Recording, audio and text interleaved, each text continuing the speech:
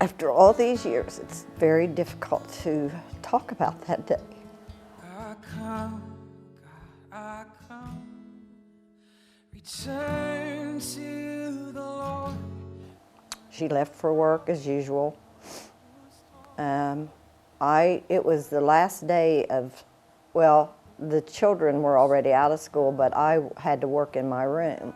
So I was in my room working. And about 9:30 or so, she went to the restroom.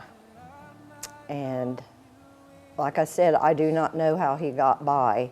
He must have gotten down on the floor and crawled. But when she came out of the restroom, he pushed her back in and murdered her. You take from me, I will bless your name. I hated him. I hated him so much because she had told me, Mr. Vaughn is mad at me.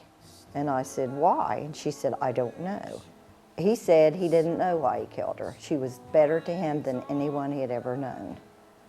But I think, myself, personally, I think that he killed her because he was afraid they were going to take him out of the classroom.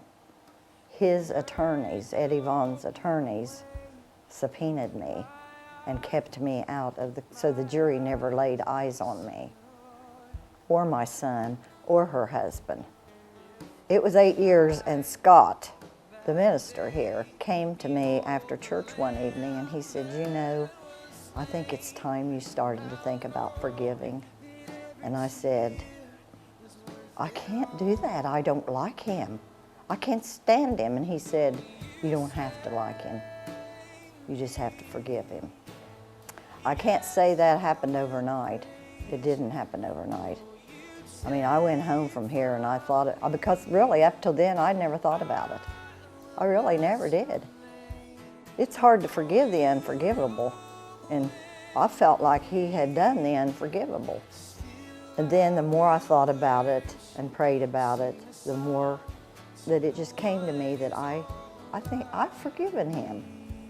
I still don't like him. I do not like him. I never will. But I don't think about him. The Bible says that, love your enemies and pray for those who persecute you against you, but I haven't got to that place yet, and maybe I never will. And I sure never thought that I would end up my life like this.